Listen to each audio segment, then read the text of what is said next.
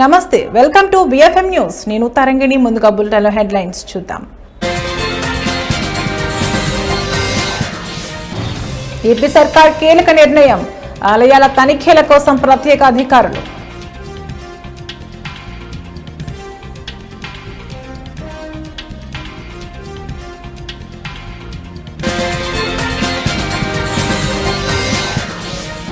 అహ్మదాబాద్ విమాన ప్రమాదంలో కొనసాగుతున్న చర్యలు, DNA పరీక్ష ద్వారా 87 మృతదేహాల గుర్తింపు.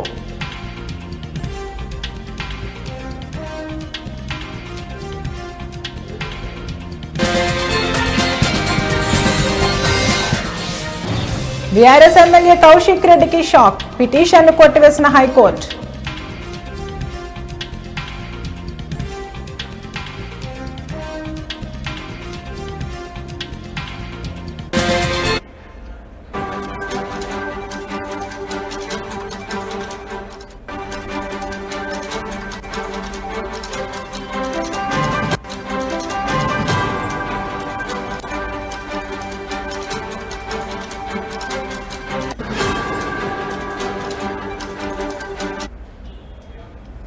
బ్రేకింగ్ న్యూస్ చూస్తున్నాం. ఆంధ్రప్రదేశ్ రాష్ట్రంలో ఉన్న దేవాలయాల విషయంలో కీలక నిర్ణయం తీసుకుంది చంద్రబాబు కూటమి ప్రభుత్వం. ఆంధ్రప్రదేశ్ రాష్ట్రంలోని ఆలయాలలో తనిఖీల కోసం ప్రత్యేకంగా అధికారులు రంగంలోకి దిగబోతున్నారు. రాష్ట్రంలో ముఖ్యంగా సింహాచలం, అన్నవరం, బెజవాడ, కనకదుర్గమ్మ, వాడపల్లి, ద్వారకా తిరుమల లాంటి మొత్తం 22 ప్రధాన ఆలయాలలో నిత్యం తనిఖీలు చేసేందుకు కీలక నిర్ణయం తీసుకుంది చంద్రబాబు నాయుడు ప్రభుత్వం.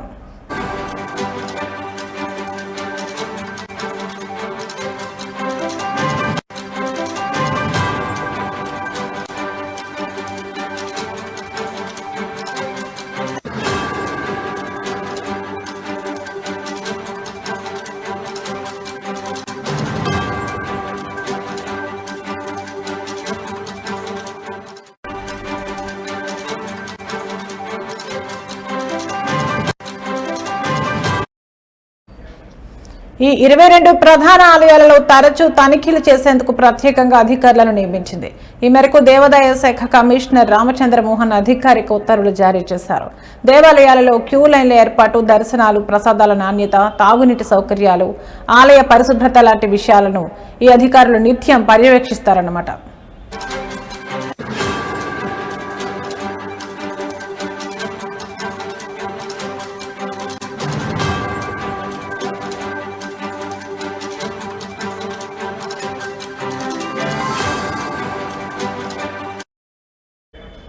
ఎలాంటి లోపాలున్నా ఈ అధికారులు గుర్తించి ప్రత్యేక నివేదిక ప్రభుత్వానికి ఇస్తుందని తెలుస్తోంది. దానికి తగ్గట్టుగానే ప్రభుత్వం చర్యలు తీసుకుని భక్తులకు ఎలాంటి సమస్యలు లేకుండా చేయనుంది. ఈ మధ్యకాలంలో ఏపీలో ఉన్న ఆలయాల్లో చిన్న చిన్న ప్రమాదాలు జరుగుతున్నాయి. అలాగే భక్తులు కూడా ఇబ్బందులు పడుతున్నట్లు వార్తలు వచ్చిన నేపథ్యంలో ప్రత్యేకంగా అధికారులను నియమించింది చంద్రబాబు ప్రభుత్వం.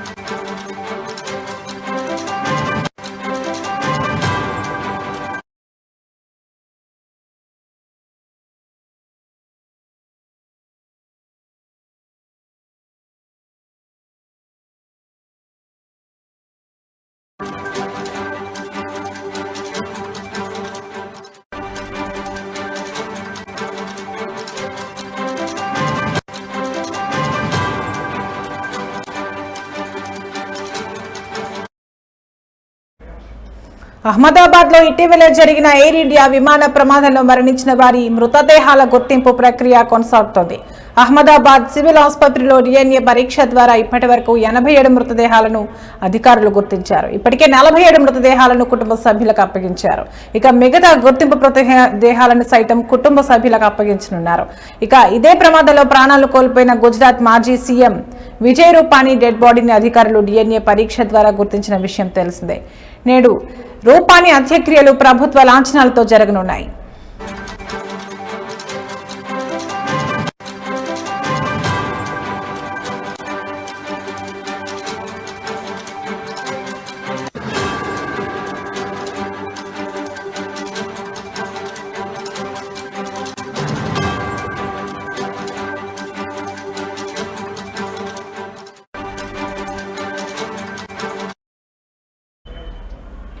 ఎయిర్ ఇండియా విమానానికి చెందిన కాక్పిట్ వాయిస్ రికార్డర్ దొరికినట్లు దర్యాప్తు చేపడుతున్నట్లు అధికారులు ధృవీకరించారు. విమాన ప్రమాదం ఎందుకు ఎలా జరిగిందన్న అంశాలను కనుగొనడంలో కాక్పిట్ వాయిస్ రికార్డర్ కీలకం కానుంది. గత వారం ఎయిర్ ఇండియాకు చెందిన డ్రీమ్ లైనర్ ఫ్లైట్ అహ్మదాబాద్ లో కుప్పకూలిన విషయం తెలిసిందే. లండన్ బయలుదేరిన విమానం టేకాఫ్ అయిన నిమిషాల వ్యవధిలోనే ఓ బిల్డింగ్ పై కుప్పకూలిపోయింది. ఈ ఘటనలో దాదాపు 270 మందికి పైగా ప్రాణాలు కోల్పోయారు. పలువురు గాయపడ్డారు. క్షతగాత్రులు అహ్మదాబాద్ లోని సివిల్ ఆసుపత్రిలో చికిత్స పొందుతున్నారు. మరోవైపు విమాన ప్రమాద ఘటనపై అధికారులు దర్యాప్తు కొనసాగిస్తున్నారు.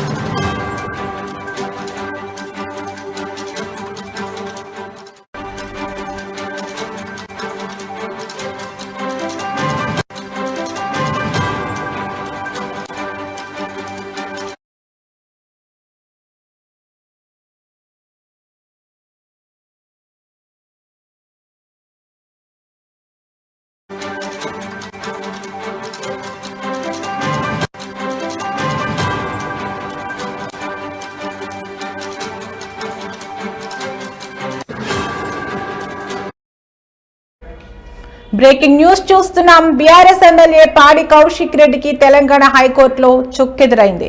కౌశిక్ రెడ్డి హైకోర్టులో దాఖలు చేసిన పిటిషన్ను ఇవాళ హైకోర్టు కొట్టివేసింది. సుబేదారి పిఎస్ లో తనపై నమోదైన కేసు కొట్టేయాలంటూ కౌశిక్ రెడ్డి హైకోర్టును ఆశ్రయించిన విషయం తెలిసిందే. గతంలో క్వారీ యజమాని మనోజ్ ను కౌశిక్ రెడ్డి బెదిరించారనే ఆరోపణలు వెలుగులోకి వచ్చాయి. కమలాపురం మండలం వంగపల్లిలో క్వారీ మనోజ్ నిర్వహిస్తున్నారు. మనోజ్ భార్య ఉమాదేవి ఫిర్యాదు మేరకు కౌశిక్ రెడ్డిపై సుబేదారి పిఎస్ లో కేసు నమోదైంది.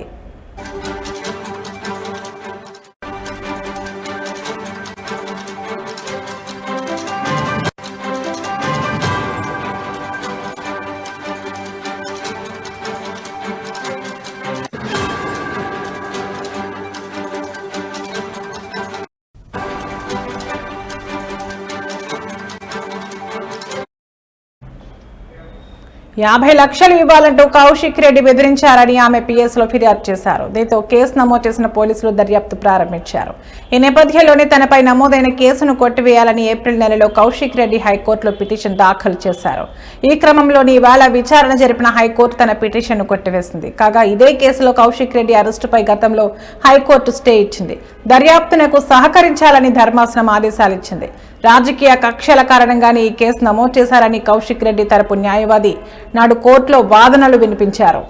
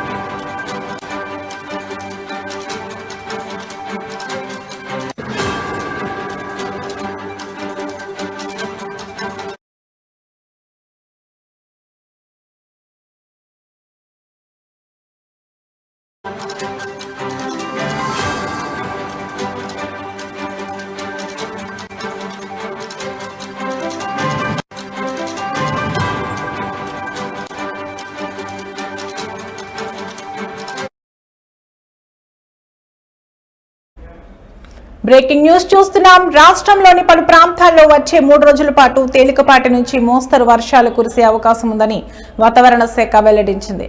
దక్షిణ మధ్య మహారాష్ట్ర మీదుగా ఉపరితల ఆవర్తనం కొనసాగుతున్నట్లు, ఇది సముద్ర మట్టం నుంచి సగటున 5.8 కిలోమీటర్ల ఎత్తులో ఉందని అధికారులు తెలిపారు. ఈ వాతావరణ వ్యవస్థ దక్షిణ పశ్చిమ దిశగా వాలి ఉందని, మరోవైపు వాయువ్య బంగాళాఖాతంలో మరో ఉపరితల ఆవర్తనం ఏర్పడిందని పేర్కొన్నారు. ఉత్తరాంధ్ర తీరాన్ని ప్రభావితం చేసిన పశ్చిమ మధ్య బంగాళాఖాతం ఆవర్తనం తాజాగా వాయువ్య బంగాళాఖాతంలో ఏర్పడిన కొత్త ఆవర్తనంలో కలిసిపోయిందని తెలిపారు.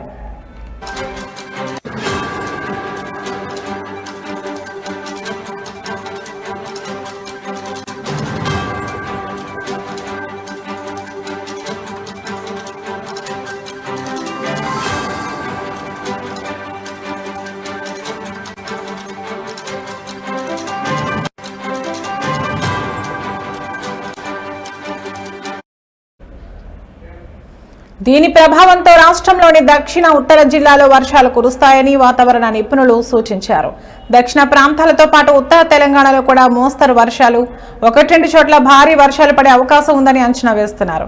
ముఖ్యంగా ఇవాళ ఉత్తర జిల్లాలో ఉరుములు మెరుపులతో పాటు గంటకు 30 నుంచి 40 కిలోమీటర్ల వేగంతో ఈదురుగాలులతో వర్షాలు కురుస్తాయని హెచ్చరిస్తున్నారు. ప్రస్తుతం రాష్ట్రంలో సాధారణ ఉష్ణోగ్రతతో పోలిస్తే సగటున 4 డిగ్రీల సెల్సియస్ తక్కువగా ఉష్ణోగ్రతలు నమోదవుతున్నాయని వాతావరణ శాఖ అధికారులు పేర్కొన్నారు. వాతావరణ పరిస్థితుల దృష్ట్యా ప్రజలు అప్రమత్తంగా ఉండాలని సూచించారు.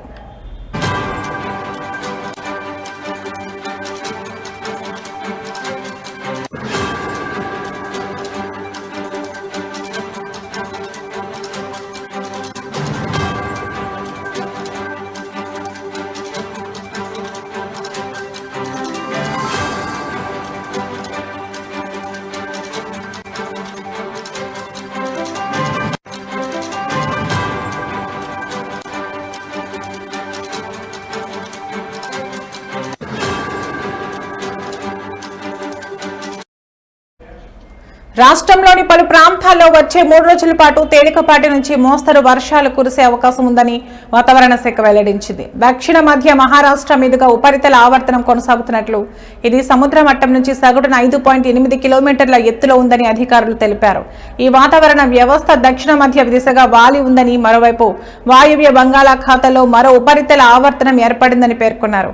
ఉత్తరాంధ్ర తీరాన్ని ప్రభావితం చేసిన పశ్చిమ మధ్య బంగాళాఖాతం ఆవర్తనం తాజాగా వాయువ్య బంగాళాఖాతంలో ఏర్పడిన కొత్త ఆవర్తనంలో కలిసిపోయిందని తెలిపారు.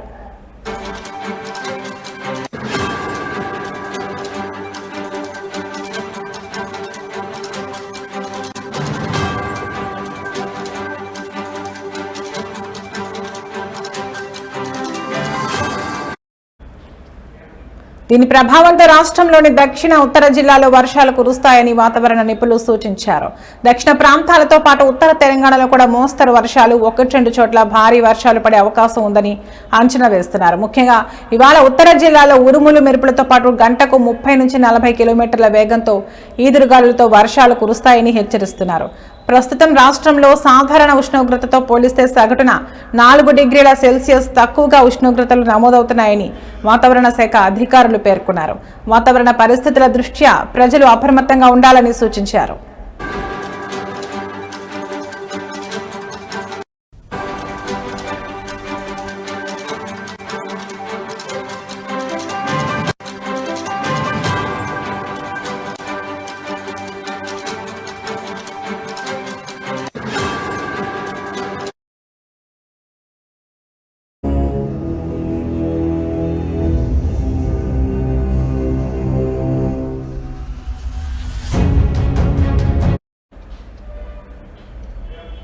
నంద్యాల జిల్లా శ్రీశైలంలో ముక్కంటి మల్లన్న ఆలయానికి భక్తుల రద్దీ పెరిగింది. పైగా వేసవికాలం సెలవులు చివరి ఈ రోజు కావడంతో క్షేత్రంలో భక్తుల రద్దీ అనూహ్యంగా పెరిగింది.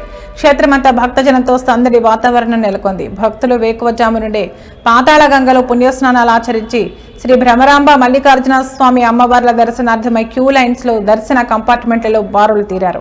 శ్రీ స్వామి అమ్మవార్ల దర్శనానికి సుమారు 4 గంటల సమయం పడుతుంది. మరోపక్క భక్తులు స్వామి అమ్మవారి రుద్రాభిషేకం, కుంకుమార్చన తదితర అభిషేకార్చనలు నిర్వహించి మొక్కులు తీర్చుకుంటున్నారు.